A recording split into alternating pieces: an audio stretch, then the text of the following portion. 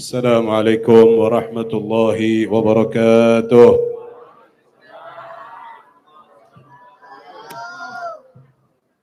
الحمد لله رب العالمين، وصلى الله وسلم على أشرف الأنبياء والمرسلين سيدنا وحبيبنا وقرة أعيننا ومولانا محمد صلى الله عليه وعلى آله وصحبه أجمعين.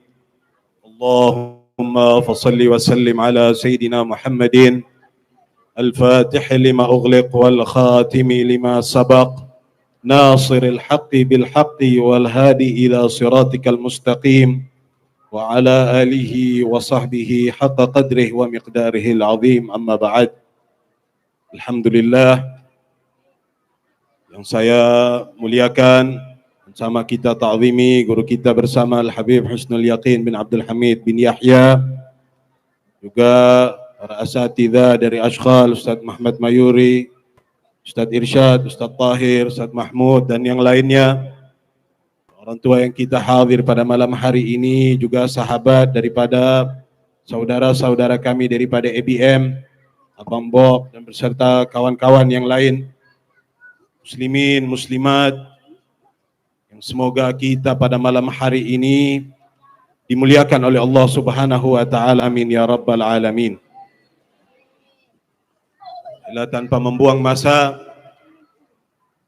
mungkin ada sedikit yang dapat kita petik daripada majlis pada malam hari ini berkenaan dengan hijrahnya Nabi Muhammad sallallahu alaihi wasallam, yang mana peletakan tarikh hijrah ini bermulai daripada zaman Sayyidina Umar bin Al-Khattab, di mana tatkala beliau ingin memulai untuk menghantarkan surat-surat ajakan para orang-orang di luar negara teritori Arab saat itu untuk mengikuti ajakan beliau untuk masuk ke dalam Islam. Salah seorang sahabat beliau mengatakan, "Ya Amirul Mukminin, sungguh orang-orang ajam di luar sana tidak menerima surat itu, melainkan mereka meletakkan cok tarikh dan tanggal di atas kertas-kertas dan surat yang kalian hantarkan." Lantas Sayyidina Umar mengatakan, lalu tarikh apa yang akan kita gunakan? Usulan demi usulan diberikan kepada Sayyidina Umar ibn al-Khattab. Lantas daripada usulan itu, Sayyidina Umar ibn al-Khattab memilih titik daripada perubahan kehidupan daripada wajah Islam itu sendiri, bermula daripada hijrahnya Nabi Muhammad sallallahu alaihi wasallam. Tentulah kita lihat di dalam kitab tarikh, hijrahnya Nabi Muhammad sallallahu alaihi wasallam itu dimulai daripada bulan Safar. Sampainya Nabi Muhammad sallallahu alaihi wasallam di kota Madinah itu di bulan Rabiul Awal, di dalam riwayat dikatakan di antara 10 atau 12 Rabiul Awal. Tetapi kalau ada yang bertanya mengapa Imam Umar bin Al-Khattab meletakkan Muharram itu sebagai awal bulan dan permulaan daripada bulan-bulan Islam, jawabannya adalah Nabi sallallahu alaihi wasallam itu hamma bil hijrah. Pertama kali menginginkan hijrah itu bermula daripada bulan Muharram. Tetapi Allah Subhanahu wa taala belum mengizinkan Nabi Muhammad sallallahu alaihi wasallam untuk melakukan hijrah pada bulan Muharram. Tetapi sahabat-sahabat Nabi sudah mulai melakukan hijrah pada bulan-bulan itu. Sehingga Sayyidina Umar yang paham betul niatnya Nabi itu sudah ada di bulan Muharram, walaupun terlaksananya di bulan Safar dan akhirnya sampai di Madinah di bulan Rabiul Awal, maka diletakkanlah pertama kali daripada bulan Islam itu adalah dengan penanggalan Hijriyah bermula daripada Syahrullahil Muharram, bulan Allah yang pertama yang itu dikatakan Muharram. Dikisahkan bahwa bagaimana kita mengetahui orang-orang kafir Quraisy itu melakukan segala makar, tipu daya, muslihat untuk menjatuhkan dakwahnya Nabi Muhammad SAW. Sampai-sampai ketika terdengar dari mereka bahwa bermula daripada beberapa orang-orang sahabat Nabi ini mulai meninggalkan kota Mekah untuk pergi ke kota Madinah. Dan ternyata yang mereka harapkan adalah ketika mereka sampai di Madinah, jangan sampai ada orang di Madinah yang menyambut sahabat Nabi Muhammad SAW. Ternyata harapan mereka sia-sia. Sesampainya sahabat-sahabat Nabi di Madinah ini, apa yang orang-orang Madinah lakukan? Mereka membuka tangan luar biasa kepada sahabat Nabi SAW. Mereka menerima dakwah Nabi Muhammad SAW melalui sahabat-sahabat Nabi SAW.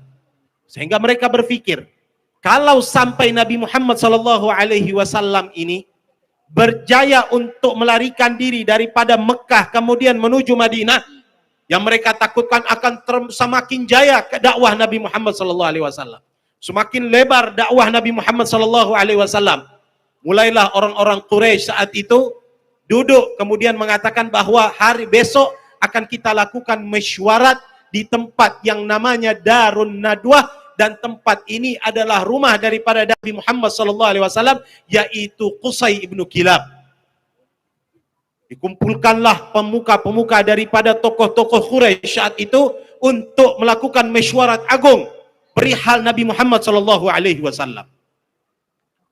Jika pemuka-pemuka ini datang di tempat itu, dikatakan bahwa di dalam riwayat syaitan itu bertukar rupa, menyerupai manusia yang datang dengan surah orang tua, dan kemudian ketika ditanya oleh orang-orang yang di sekitar daripada tempat itu mengatakan, dari mana kamu? Saya berasal daripada Najd.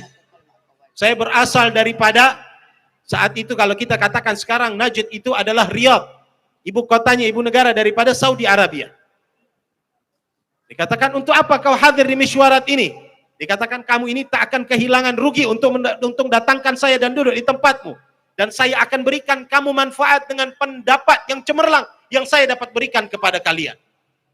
Duduk mereka di tempat mesyuarat itu.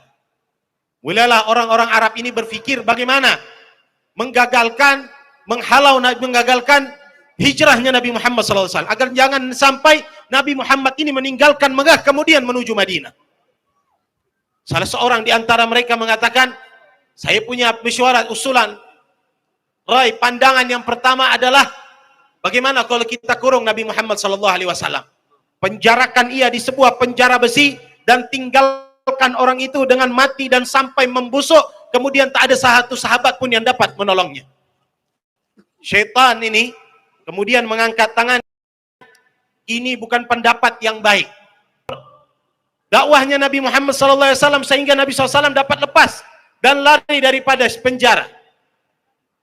Dikatakan ini bukanlah pendapat yang bijak. Orang yang kedua datang mengatakan, kalau begitu saya punya pendapat yang lain.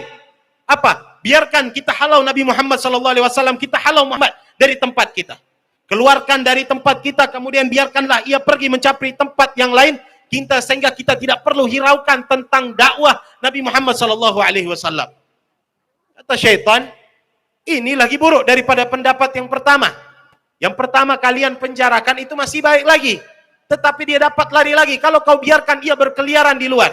Apakah kau lupa daripada halawat kalam Nabi SAW? Nabi ini kalau berbicara, setiap orang suka mendengarkan ucapan Nabi Muhammad SAW. Sekejap mata, orang yang benci dengan Nabi Muhammad boleh berubah hatinya ikut dengan Nabi Muhammad SAW. Apakah kau ingin ketika dakwah sampai di Madinah, kemudian orang-orang Madinah itu beriman kepada Nabi, kemudian mereka akan melakukan perlakuan yang serupa kita lakukan kepada Nabi Muhammad SAW. Sebab apa dikatakan? Sebab Madinah saat itu adalah ma'bar, tempat di mana orang-orang Mekah melewati perjalanan perniagaan mereka untuk pergi ke negara Syam. Sehingga setiap kali mereka pulang dan pergi ke tempat Syam, Madinah itu adalah tempat pelaluan mereka, pelancongan mereka. Sehingga jangan sampai ketika melalui itu dan kemudian Nabi Muhammad telah kuat, mereka dapat dihalau oleh Nabi SAW. Akhirnya dikatakan Abu Jahal mengangkat tangan dan dikatakan, saya punya pendapat yang ketiga. Apa pendapatnya? Katakan bahwa saya punya pendapat yang saya rasa setelah pendapat ini tidak ada pendapat yang lebih baik dari pendapat saya. Saya yakin tidak ada dapat yang lagi orang mendebat daripada pendapat saya. Apa dia katakan? Kita berikan pedang, kita datangkan setiap pemuda Fatan Jalad. Datangkan daripada setiap kabilah, daripada setiap suku dan ras. Masing-masing pemuda yang kuat, pemberani di antara mereka, berikan masing-masing mereka pedang di tangan mereka. Kemudian masing-masing daripada mereka pergi ke Muhammad, lalu hunuskan, tusukkan pedang itu ke tubuh mulia Nabi Muhammad SAW.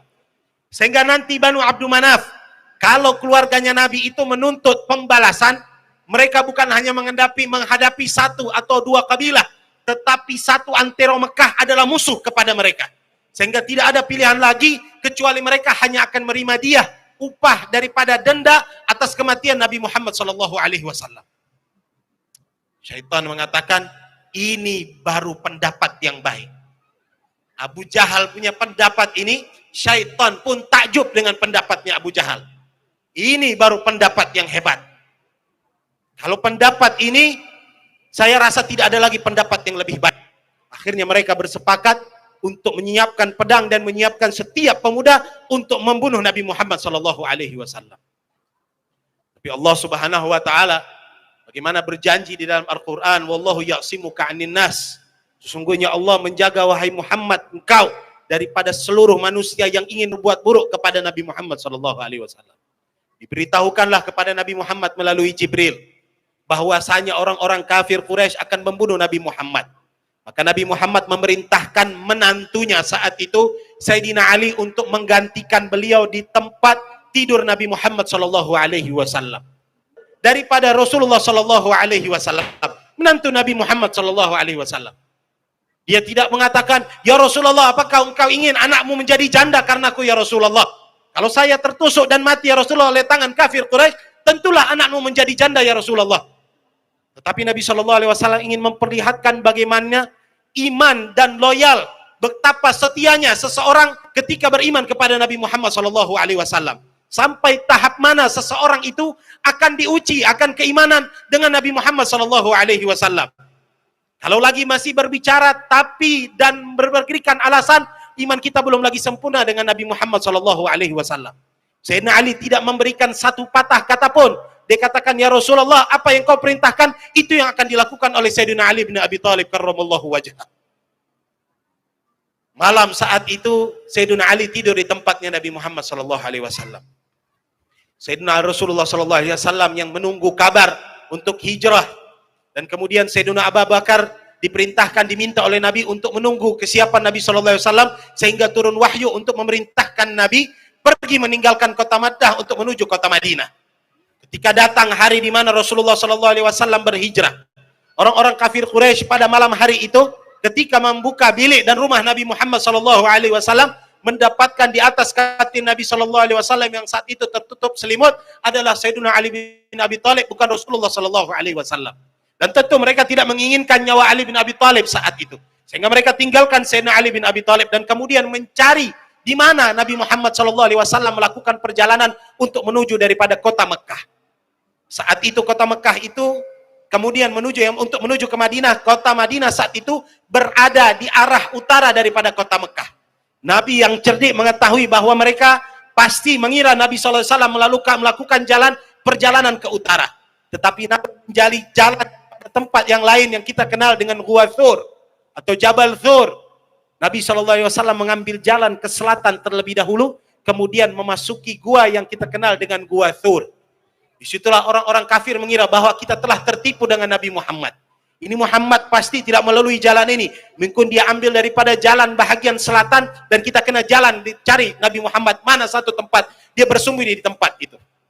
Sehingga mereka lewat berjalan disebut di tempat-tempat itu, kemudian mendapatkan satu gua yaitu nama Gua Thur. Di dalam riwayat kita mengetahui bahwa ada riwayat yang mengatakan gua ini seperti pintu yang berada ketika seseorang berdiri akan berhadapan dengan pintu gua itu. Tetapi di riwayat yang lain dikatakan riwayat yang lebih mu'tamad, ulama mengatakan gua itu merupakan lubang upama parit yang masuk ke dalam. Dan saat itu bukan lagi bercerita, Sayyidina Abu Bakar tidak bercerita. Mungkin ada sebagian yang mendengar riwayat, oh di situ dikatakan bahwa ada nasjul ankabut, ada rumah daripada laba-laba, kemudian ada burung dara yang dengan anak-anaknya dan telur-telurnya. Sehingga orang-orang kafir itu berpikir, mungkin kalau ada orang di sebalik daripada gua ini, tentulah rumah daripada laba-laba dan burung ini telah meninggalkan sangkar dan tempatnya saat itu. Sehingga tidak mungkin satu orang pun masuk di dalam lubang itu. Tetapi yang lebih sahih, kata Sayyidina Abu Bakar, kan bahwa wallahi demi Allah, saat itu hari tenang, melihat langkah-langkah daripada orang-orang kafir Quraisy itu kesana kemari, kemudian pulang dan pergi, tepat di mulut gua saya bersembunyi dengan Nabi Muhammad SAW. Dan andaikan mereka saat itu menoleh dan kemudian melihat ke bawah sahaja, tentu mereka serah melihat saya dengan Nabi Muhammad SAW. Tetapi Sayyidina Abu Bakar ketika itu risau dengan Nabi Muhammad SAW. Disitulah Nabi SAW mengatakan, wahai Abu Bakar, bagaimana menurutmu dengan dua orang yang tengah berlindung dan Allah adalah kawan ketiga daripada kedua orang itu, yaitu Nabi Muhammad dan Rasulullah Nabi Muhammad dan Sayyidina Abu Bakar As-Siddiq radhiyallahu taala anhum wa ardah. Inilah yang dituliskan oleh Imam Busiri di dalam qasidah burdahnya.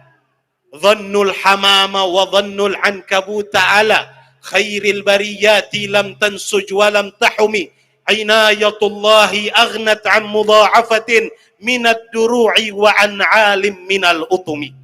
Mereka melihat, mungkin berfikir bahwa kabut, ada burung dara, ada burung merpati di tempat itu, dan ada rumah daripada laba-laba. Sehingga mereka berpikir tidak mungkin ada manusia di sebalik daripada gua ini. Tetapi Imam Busiri mengatakan bukan sebab daripada rumah laba-laba ataupun burung itu yang mereka meninggalkan tempat itu. Allah Subhanahu wa taala adalah pelindung bagi Nabi Muhammad sallallahu alaihi wasallam. Inayatullahi aghnat an mudha'afatin. Kalau Allah Subhanahu wa taala telah memberikan penjagaan aghnat an mudha'afatin, tidak perlu lagi sesiapapun dapat menambahkan penjagaan di atas penjagaan Allah Subhanahu wa taala. Tak kisah engkau gunakan perisai daripada besi setebal apapun, minad duru'i wa an alim minal utumi. Kau tak lagi perlukan tembok-tembok yang tinggi sebagai benteng-benteng untuk kau gunakan daripada melindungi dirimu daripada musuh-musuh yang kau tak ingin menjumpai daripada diri mereka. Aturannya adalah siapa yang melindungi, yaitu Allah Subhanahu wa taala. Ini wajib kita tanamkan di dalam hati kita. Itulah Nabi SAW kerap kali mengatakan bahwa ketahuilah, kalau andaikan manusia, seluruh umat manusia berkumpul untuk memberikanmu manfaat, padahal manfaat itu tidak diizinkan dan tidak dituliskan oleh Allah, ma nafa'uka bisyai', mereka tidak akan pernah dapat memberikan kamu manfaat. Sebaliknya apabila mereka berniat untuk melakukan perbuatan buruk kepadamu, mereka pun tidak dapat melakukan perbuatan itu. Sebab apa? Kalau perbuatan itu tidak diizinkan oleh Allah Subhanahu wa taala dan tidak dituliskan, tidak akan pernah terjadi daripada perbuatan buruk mereka. Yang makna Allah Subhanahu wa taala ini mengajarkan melalui lisan Nabi sallallahu alaihi wasallam, tempat sebaik-baiknya berlindung adalah Allah Subhanahu wa taala. Tempat sebaik-baik meminta adalah Allah Subhanahu wa taala. Mencari sebab itu wajib, tetapi yang wajib kita tanamkan di dalam hati, sebab ini tidak dapat memberikan kita manfaat kalau tidak diizinkan oleh Allah Subhanahu wa taala. Mereka melakukan apapun sebab untuk mencederai kita, kalau Allah Subhanahu wa taala tidak izinkan, tidak akan pernah terjadi apa-apa daripada keburukan selama Allah Subhanahu wa taala tidak mengizinkan hal itu. Hadirin sekalian yang dirahmati Allah Subhanahu wa taala. Perjalanan yang panjang dilakukan oleh Nabi Muhammad sallallahu alaihi wasallam. Yang kalau kita ingin tarik sejarahnya secara detail, mungkin memerlukan masa yang lebih daripada malam hari ini.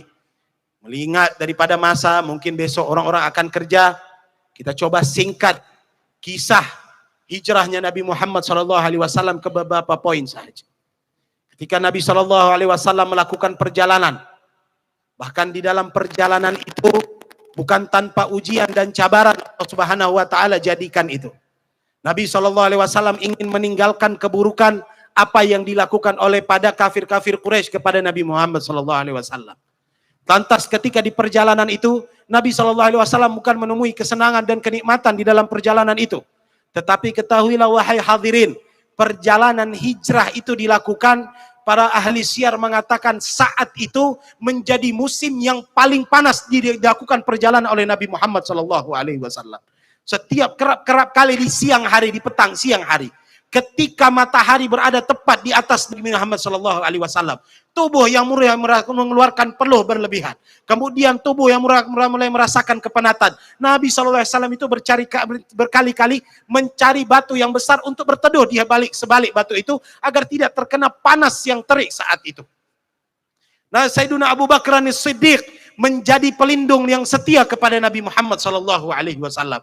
Tatkala Nabi SAW ingin beristirahat, Sayyidina Abu Bakar Siddiq mengatakan, ya Rasulullah, kau pejamkan matamu dan demi Allah, saya tidak satu saat pun akan memejamkan mata saya demi menjagamu ya Rasulullah. Kemudian dia sesaat-saat berdiri, kemudian melihat ke tepi, takut daripada orang Quraisy itu mendapati mereka ketika bersembunyi daripada kejaran orang-orang Quraisy saat itu. Setianya Sayyidina Abu Bakar Siddiq kepada Rasulullah SAW. Bahkan di dalam keadaan yang paling mencabar, tak ada satupun lagi dapat melindungi mereka, sahabat telah meninggalkan mereka. Bahkan Nabi SAW ini adalah orang yang diantara akhir melakukan hijrah. Kalau Nabi itu penakut, Nabi SAW sudahlah orang pertama yang melakukan hijrah. Tetapi nyatanya Nabi SAW adalah orang-orang yang paling terakhir daripada golongan umat Islam melakukan hijrah. Bukti bahwa Nabi Muhammad SAW menunjukkan bakat daripada kepemimpinan Nabi SAW.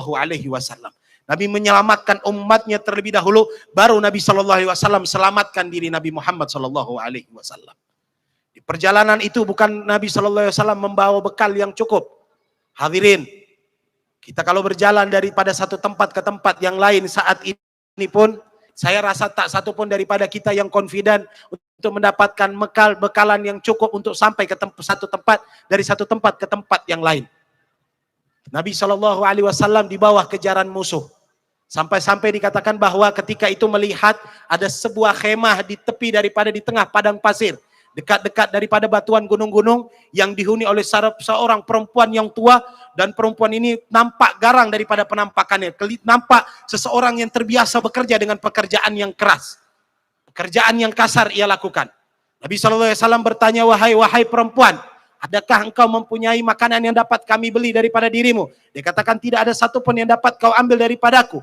Kau lihat kambing-kambing ini adalah kambing yang kurus. Nabi SAW mengatakan, tak ada satu ekor kambing yang dapat kami perah susunya, wahai nenek, dikatakan seorang ibu. Nabi perempuan itu mengatakan, tidak ada satupun. Kalau kau ingin lihat, ada seekor kambing di sana pun, itu kambing yang paling gemuk di antara kami. Padahal kambing yang paling gemuk itu adalah kambing yang kurus juga di antara kambing-kambing yang lain. Sehingga Nabi SAW mengatakan, kalau begitu, perlihatkan kambing itu kepada saya. Sedekatnya Nabi SAW di kambing itu, kemudian Nabi SAW mengusapkan tangan mulia Nabi Muhammad SAW di badan kambing itu, kemudian mengucapkan Bismillahirrahmanirrahim dengan nama Allah Subhanahu wa Ta'ala. Yang saat itu kambing itu berada dalam kekurusan. Minta maaf, susunya saat itu tidak ada lagi isinya, sebab tak ada satupun rumput yang dapat dimakan. Tetapi berkat tangan daripada Nabi Muhammad SAW, kambing ini terus dipenuhi susunya. Bahkan di dalam riwayat dikatakan bahwa kaki dari kambing ini menjadi lebar sebab penuh diisi daripada susu kambing ini. Sehingga Nabi SAW mulai memerah daripada susu ini. Diberikan pertama kali kepada perempuan yang mempunyai daripada kambing itu. Kemudian Nabi SAW memberikan kepada sahabatnya Sayyidina Abu Bakar. Kemudian memberikan kepada salah satu orang dalal sebagai penunjuk jalan yang bernama Abdullah ibn Uraiqid. Diberikan kepada sahabatnya yang satu lagi. Barulah terakhir itu Nabi SAW meminum daripada susu kambing itu. Diberikan upah kepada perempuan itu, kemudian Nabi SAW melakukan perjalanan. Di antara ketika sepulangnya suami daripada perempuan ini, kaget melihat ada satu tempat, satu bekas yang diisi penuh dengan susu. Kemudian dia katakan, wahai istriku, dari mana susu ini kamu dapatkan? Apakah kamu mencuri di tempat orang lain sana? Istrinya mengatakan, tidak sama sekali. Dikatakan, dari mana? Kambing-kambing yang kita punya ini adalah kambing yang kurus. Jangankan berikan kami susu, dagingnya pun sulit untuk kita jumpai. Tidak ada lemak di badan-badan mereka. Rumputnya pun sudah habis di tempat kita. Perempuan ini katakan, tadi ada seseorang yang wajahnya begitu tampan. bercahaya dan berkemilang. Tutur katanya dan akhlaknya begitu rupawan. Setiap orang yang memandangnya akan suka dengan wajahnya. Setiap orang yang bermuamalah dengannya pasti tahu bahwa manusia ini adalah manusia yang akhlaknya begitu agung di mata Allah Subhanahu wa taala. Kalau orang melihat dari kejauhan, nampak mana satu yang bercahaya, yaitu Rasulullah Shallallahu Alaihi Wasallam. Semakin dekat dia dengan kita, semakin tampan dan bercahaya wajah Nabi Muhammad Shallallahu Alaihi Wasallam. Ketika ia berbicara, sahabatnya menundukkan wajahnya di hadapan Nabi Muhammad Shallallahu Alaihi Wasallam. Tidak satupun daripada mereka yang berani menajamkan pandangan kepada Nabi Muhammad Shallallahu Alaihi Wasallam. Apa yang diperintahkan cepat mereka lakukan, dan apa yang dilarang oleh Nabi Muhammad Shallallahu Alaihi Wasallam langsung mereka tinggalkan. Dan sifat-sifat yang dikeluarkan dengan syair yang begitu indah oleh Ummu Ma'bad. Perempuan ini bernama Ummu Ma'bad. Begitu indah dikatakan bahwa sesungguhnya saya tidak pernah melihat orang yang lebih tampan, luhur, akhlaknya, melainkan orang yang saya jumpai tadi bernama Muhammad Sallallahu Alaihi Wasallam. Ayah dari saudara Abu Ma'bad ini, suami daripada Ummu Ma'bad, mengatakan, demi Allah, kalau saya dapat menjumpai orang ini, saya akan mengikutinya dan beriman kepadanya dan memeluk Islam, mengikuti agama yang dibawa oleh Muhammad Sallallahu Alaihi Wasallam. Sampailah perjalanan itu menuju Quba, di mana orang-orang Makkah, orang Madinah saat itu menunggu sampai di siang hari. Ketika panas, baru mereka kembali ke rumah. Sebab mereka Nabi memakan anlian dan mengangkat harkat, martabat dan jabatan amakam kalian di mata Allah Subhanahu wa taala. Mereka mengetahui bahwa siapa yang ikut Nabi Muhammad SAW, orang iki akan dimuliakan oleh Allah Subhanahu wa taala. Orang kafir pun mengetahui siapa yang ikut Nabi Muhammad, orang ini akan dimuliakan oleh Allah Subhanahu wa taala. Siapa yang ingkar dan ponteng daripada jalan Nabi Muhammad Subhanahu wa taala. Saat itu orang-orang Madinah, kita boleh bayangkan, mereka yang belum pernah melihat Nabi Shallallahu Alaihi Wasallam, dan bahkan dikatakan tidak pernah melihat Madinah segemuruh dan begitu ramai keluar daripada rumahnya menyambut kedatangan Nabi Muhammad Sallallahu Alaihi Wasallam. Mereka keluar daripada rumah, anak-anak kecil, orang-orang yang dewasa, perempuan daripada bilik-bilik dan jendela mereka memperhatikan yang mana satu Nabi Muhammad Sallallahu Alaihi Wasallam. Bahkan Sayyidina Anas bin Malik yang cikal bakal menjadi khadamnya Nabi Muhammad Sallallahu Alaihi Wasallam pun anak kecil saat itu yang umur 10 tahun, yang saat itu tubuhnya rendah dan kecil, mencoba untuk mencari celah di mana satu dapat melihat Nabi Muhammad Sallallahu Alaihi Wasallam. Dari barisan depan dia pindah ke barisan tengah sampai barisan di hujung, barulah dia dapat melihat wajah mulia Nabi Muhammad Sallallahu Alaihi Wasallam. Sehingga disitulah Sayyidina Umar berpendapat bahwa hari inilah hari dimulaikan cahaya Islam, dimulai untuk sebarkan ke antara dunia saat itu. Bermulai dengan hijrahnya Nabi Muhammad Sallallahu Alaihi Wasallam. Sehingga kata Nabi Sallallahu Alaihi Wasallam setelah Fathu Makkah, la hijrata ba'dal yawm, tidak ada hijrah setelah hijrahnya Nabi Muhammad Sallallahu Alaihi Wasallam. Tetapi saya teringat satu hadis Nabi Sallallahu Alaihi Wasallam, di mana Nabi Sallallahu Alaihi Wasallam pernah bersabda, al-muslim man salimal muslimuna min lisanihi wa yadihi. Seorang muslim itu adalah orang yang muslim lainnya selamat daripada ucapan ataupun tangannya.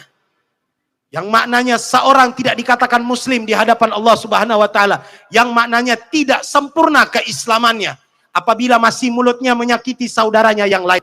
Seorang masih belum sempurna keislamannya apabila tangannya kerap mengganggu dan merusakkan kehidupan orang lain, mencelakai orang lain, menipu orang lain, mengumpat orang lain, membuka aib orang lain. Lalu kata Nabi Muhammad SAW, wal muhajir, dan orang yang berhijrah, alladzi man hajara ma nahallahu an.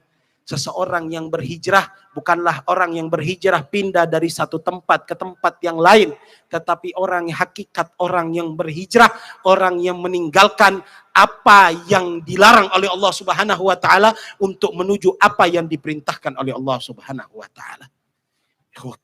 Ikhwani wa akhwati fillah. Dari sini Allah Subhanahu wa taala ingin mengajarkan kepada kita untuk kembali ke jalan, untuk memperbaiki diri kita. Tetap niat apabila buatan. Sebagaimana Nabi SAW ingin menjayakan dakwah itu.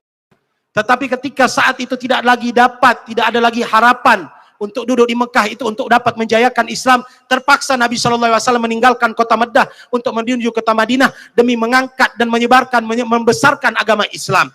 Kita yang ingin semakin dekat dengan Allah Subhanahu wa Ta'ala, kita yang ingin meninggalkan perbuatan-perbuatan buruk kita, pun wajib untuk melakukan hijrah secara moral dan mental. Meninggalkan apa-apa yang dilarang oleh Allah Subhanahu wa Ta'ala. Ada kalau satu tempat di mana tempat itu dapat merosakkan akhlak kita. Komuniti kita ini selalu mengajakkan kita kepada ke tempat-tempat yang buruk. Kalau ingin kita berjaya di mata Allah Subhanahu wa Ta'ala, kita wajib untuk mengorbankan sesuatu yang kita anggap mulia di dalam kehidupan kita. Barulah orang ini akan mendapatkan kemuliaan di sisi Allah Subhanahu wa Ta'ala. Ibarat orang yang tahu kalau mempunyai penyakit kulit, kemudian dokter katakan kamu karena setiap pagi itu berjemur di luar setiap pagi. Kemudian orang ini mengetahui bahwa obatnya ini adalah berjemur setiap pagi di bawah panas matahari. Tetapi ilmunya yang dia ketahui, setiap hari berjemur, tetapi tidak pernah dia amalkan, penyakit itu tidak akan kunjung sembuh dan pergi daripada tubuh orang itu. Tetapi sebaliknya ilmunya tentang panas matahari itu dapat menyembuhkan penyakitnya. Dia wajib untuk keluar di pagi hari dan kemudian berjemur di panas matahari itu, barulah penyakit itu dapat disembuhkan oleh Allah Subhanahu wa Ta'ala. Begitulah juga kita. Maksiat, kekurangan, apa-apa yang dibenci oleh Allah Subhanahu wa Ta'ala yang mungkin menjadi rahasia kita dengan Allah Subhanahu wa Ta'ala, tidak dapat kita rubah dan kita tinggalkan, melainkan kewajiban kita adalah mencari sebab meninggalkan dari satu tempat atau satu perbuatan atau satu sikap, kemudian memaksa diri kita untuk melakukan sikap yang lain. Barulah Allah Subhanahu wa Ta'ala berikan kita jawaban daripada kita agar dijauhkan daripada perbuatan-perbuatan buruk. Amin ya rabbal alamin. Ikhwani ikhwati fillah, hijrah mengajarkan kepada kita siapa yang ingin berubah daripada sikap yang buruk menuju kepada kebaikan. Yang awalnya jahil menjadi orang yang mengetahui, orang yang malas untuk beribadah kemudian menjadi ahli ibadah, wajib mempunyai usaha dan pengorbanan di dalam dirinya. Anda yang ingin kaya sanggup meninggalkan rumah kita dari Indonesia sana, kita pindah ke tempat ini semata-mata untuk mengadu nasib demi memperbaiki masa depan kita. Kita yang menginginkan surga di mata Allah Subhanahu wa Ta'ala, kalaulah hanya kita habiskan dengan tidur, malas, melakukan perkara-perkara yang dimurkai oleh Allah Subhanahu wa Ta'ala, jangan bermimpi untuk mendapatkan surganya Allah Subhanahu wa Ta'ala. Selama Anda tidak hijrah dengan perbuatan Anda, dengan pengorbanan Anda, dengan harta, sikap, mental, selama itulah Anda akan terpuruk di mata Allah Subhanahu wa Ta'ala. Semoga Allah Subhanahu wa Ta'ala menjadikan awal daripada tahun-tahun ini sebagai awal kebaikan di dalam kehidupan kita. Mungkin pada tahun-tahun sebelumnya ada banyak keburukan, kesilapan yang kita lakukan. Semoga Allah Subhanahu wa Ta'ala maaf dan ampuni daripada dosa-dosa kita dan kesilapan kita. Semoga Allah Subhanahu wa Ta'ala mudahkan sebagaimana mudahkan langkah kita pada malam hari ini untuk hadir di majlis-majlis ini. Semoga Allah Subhanahu wa Ta'ala mudahkan seterusnya dan selamanya langkah kaki kita untuk menuju dan hadir di tempat-tempat yang dapat meningkatkan kita dan mendekatkan diri kita kepada Allah Subhanahu wa Ta'ala. Amin ya rabbal alamin. Allahumma jal'an jam'ana hadha jam'an marhuma wa tafarruqana min ba'dihi tafarruqan ma'suma wa la taj'al fina wa la fikum syaqiyya wa la mahruma. Wa sallallahu ala sayyidina Muhammadin wa ala alihi wa sahbihi wa sallam walhamdulillahi rabbil alamin. Saya minta maaf apabila ada kesilapan dalam ucapan saya. Wallahu musta'an. Wassalamualaikum warahmatullahi wabarakatuh.